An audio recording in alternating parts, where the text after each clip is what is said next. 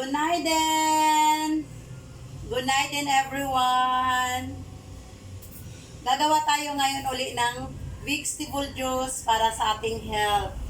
At yung aking video nung nakaraan, dadagdagan ko siya ng ibang klaseng gulay. Dadagdagan ko siya ngayon ng noon ano ba yon? Pipino, tsaka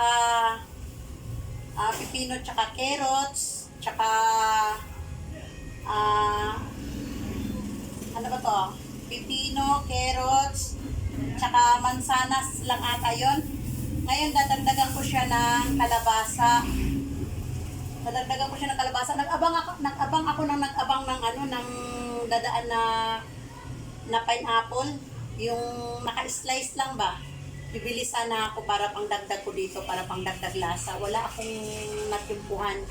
Pero mamaya din, aanohan ko rin siya. Tapos dadagdagan ko siya ng sayote. Tsaka dadagdagan ko siya ng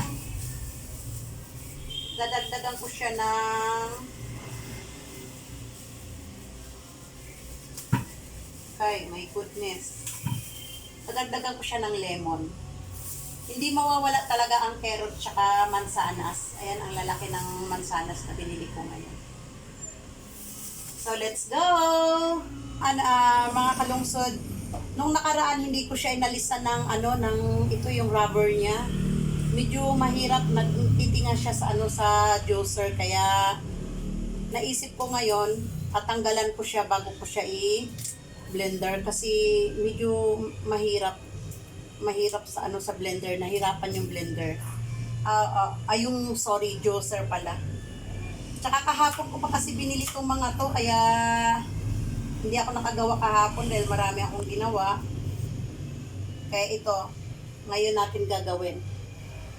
At ito mga kalungsod, itong lemon, babalatan ko rin siya kasi lumalaban siya doon sa loob ng blender, kaya juicer, kaya babalatan natin para hindi mahirapan yung ating blender. Okay lang naman mga kalungsod na hindi nyo siya babalatan, pero yung lasa niya, nagkaroon siya ng yung parang maasgad na lasa. Kaya kailangan mo siyang balatan kasi hindi maganda yung lasa kapag nakahalo yung balat niya. Nasubukan ko nang ihalo ang balat, pero nagkaroon siya ng lasang kakaiba. Hindi ko masyadong kasi asgad sa lalamunan, sa dila. Sunod natin hiwain yung sayote. Hindi na natin siya babalatan, hiwain na lang natin siya diretso. Ay, sunod natin mga kalungsod yung kalabasa. Yung kalabasa, pwede nang hindi nyo rin balatan, nasa inyo kung babalatan nyo. Tatanggalin lang natin tong kanyang, itong gitna niya. Tapos slicein na natin. Sunod natin hiwain ay ang pipino. The last but not the least, apple. So, ayan na ang ating mga na-slice. Ayan na yung ating napakaraming carrots. Ang binili kong carrots, mga kalungsod, is yung oversized para marami tayong katas na makukuha. As ayan na yung pipino. So, ayan yung ating kalabasa. Ayan yung ating sayote. Ayan yung ating lemon. At ayan yung ating konting, anong tawag nito? Na celery. Yung dahon niya sinipirit ko para iaano ko sa itlog, lulutuin ko sa itlog. Tsaka ito yung ating mansanas. So let's go. I-juicer na natin sila para magiging juice na. Unahin natin mga kalungsod na yung mga malalambot muna ang unahin muna natin para ma-exercise yung makina ng ating juicer. So unahin natin yung apple.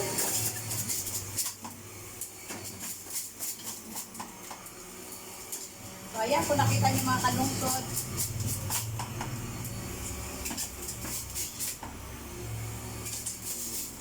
So, ayan, isusunod natin yung ating pipino. So, sa dalawang mansanas, yan yung nakuha natin juice. So, ito.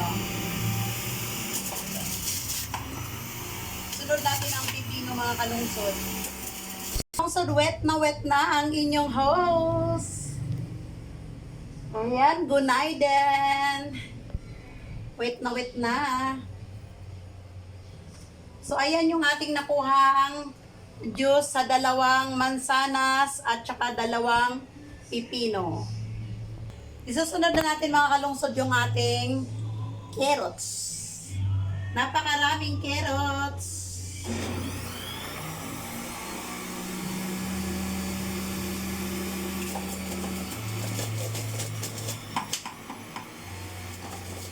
Isa-isa lang dahil pag nabilaukan, nag-i-stop yung makina. Kaya mahirap na. So ayan mga kalungsod, parang nabilaukan nga siguro, madami ng sapal sa loob. Kaya tanggalin natin muna mga kalungsod yung ating juicer. Tanggalan. Ito mga kalungsod oh. Ayan, nandyan yung sapal niya. Tapos, nag-stuck dito kaya medyo nag-iba yung tunog niya kaya tanggalin muna natin. Ayan, nilinis na natin yung loob pero hindi pa ganun kalinis kasi tinanggal-tanggal lang natin. So ayan mga kalungsod, hindi pa naubos yung ating konti na lang. So nakakuha na tayo ng isang ganito. Sasalain pa natin to siya mga kalungsod para mas masarap inumin, walang kasagabal-sagabal. So ayan, isusunod na natin yung ating sayote.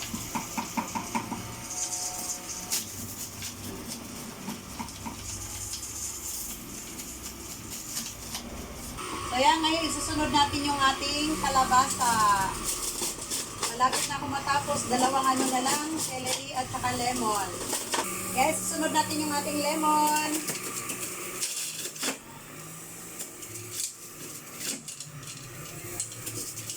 Last one is celery. Ang bango ng amoy ng celery mga kalungsod, in fairness. Ito pinakagusto ko kahit ihalo sa pansit, ang sarap. So ayan mga kalungsod, ang ating nagawang juice, ayan, isang pichil. Hindi ko na naano kung magkano ang halaga nito. Yung carrots is 84. Yung pipino is 58 ata yung dalawang piraso, mahal ang pipino ngayon. Tapos 20 pesos yung mansanas, tapos yung sayuti is halagang 18. Pagkatapos ano pa bang hindi ko nasabi. Yung kalabasa is halagang 20. Ano pa ba? Yun lang ata Tapos yung lemon natin is halagang 10. Yung celery natin is halagang 10 rin. Kaya kayo nang bahala mga kalungsod kung magkano yun. Pero mura lang, hindi ata umabot ng hindi ata umabot ng. So bali itong ginawa natin juice ngayon mga kalungsod is 220. Siguro makukonsume ko to ng mga 4 na araw or 5 araw kasi sa isang araw, isang baso lang naman ang iniinom ko tuwing umaga. Tuwing umaga, yung wala pang laman yung tiyan ko. Minsan naman, pag ginanahan ako, umiinom din ako ng kahit na hindi umaga. Kaya siguro mga 5 days makukonsume ko to. So, sa 5 days natin is 220 yung ating juice for the health. Tsaka ito mga kalungsod, wala kasing mga bata dito sa amin, kaya minsan ginagawa ko siya, nilalagyan ko siya ng konting harina, tsaka itlog, niluluto ko. Pero ngayon, ginagawa ko dito, kadalasan ko talagang ginagawa is, nilalagay ko siya sa isang drum na tubig, tapos, binababad ko siya doon at ko siyang dinidilig ko sa aking mga halamang gulay. I-flex ko sa inyo mga kalungsod yung aking alugbate. So far ang tataba. Mamaya i-flex ko siya. So ngayon ito na. Last na, bago ko siya ilalagay sa kanil sa mga bote-bote, sasalain na natin siya.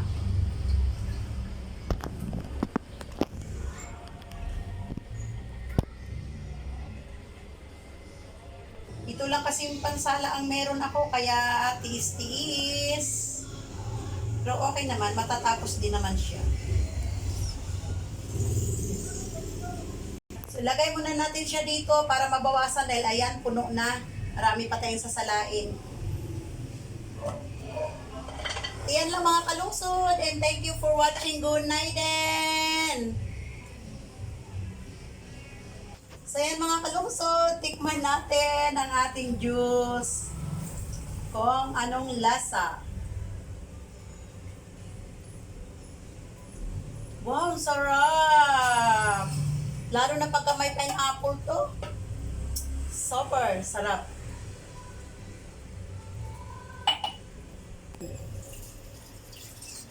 Yan mga kalungsod, gagawa tayo ng dessert. Meron akong avocado ditong 3 pirasong hinog na. So, i-blender natin siya para ating ilagay sa freezer.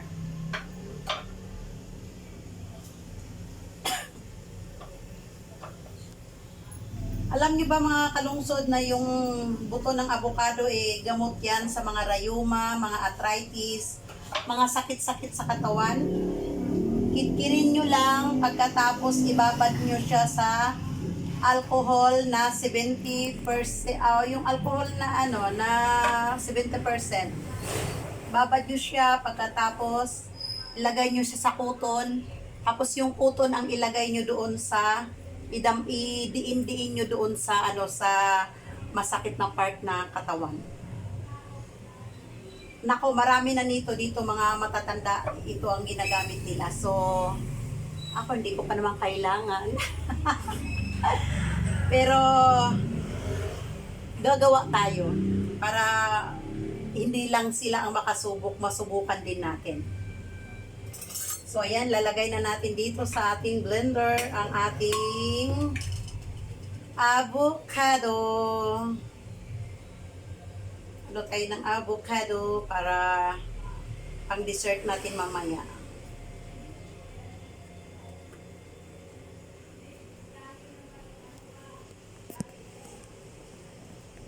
Ito ang ating gagamitin ngayon mga kalungsod. Ayan. Hindi ko muna siya lagyan ng sugar dahil baka mamaya matamis naman na okay na siguro. Pero hindi din ako kakain nito ng marami. Kaya ipamimigay ko rin to sa mga bata dahil bawal sa akin ang may ganitong, hindi bawal sa akin ang avocado, ang bawal sa akin ang gatas.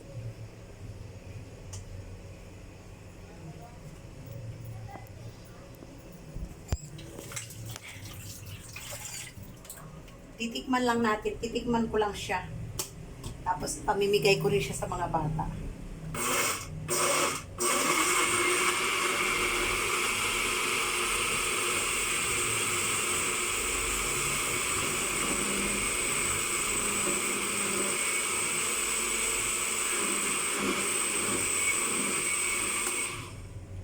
So, ayan, tikman natin mga kalungsod ang ating avocados.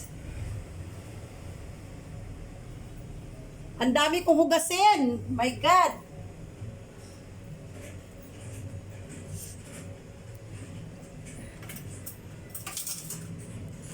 Ang dami kong hugasin dahil tayo ay nag-shake. Nag-shake.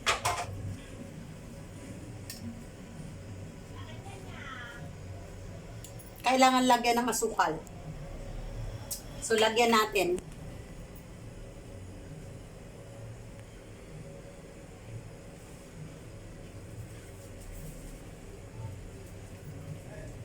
Ang dami kong hugasin. Ano ba yan?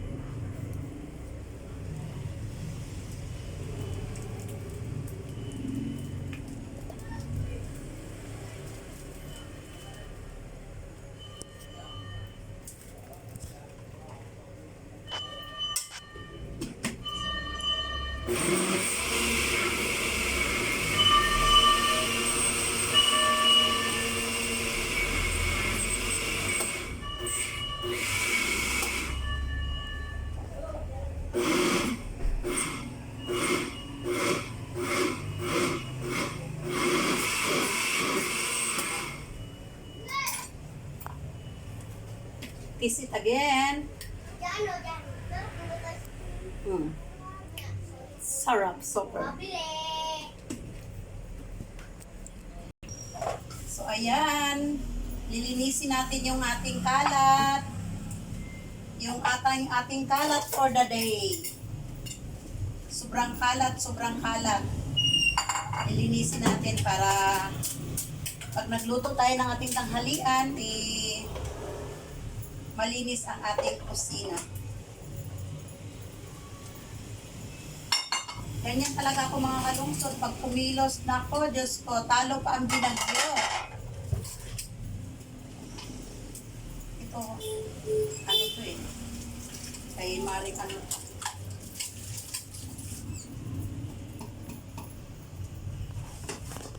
Plato yan ng kapitbahay, hindi pa nasa uli.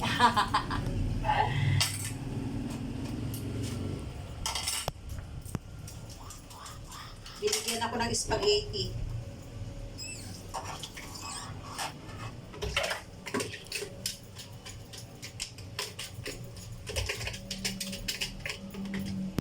Ayan. Ang trabaho ng mga kababaihan.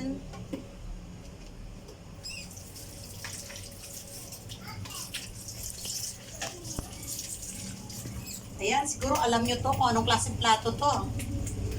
Plato to kapag may nagbe-birthday. Yan, hindi pa na mga nasa sa uli.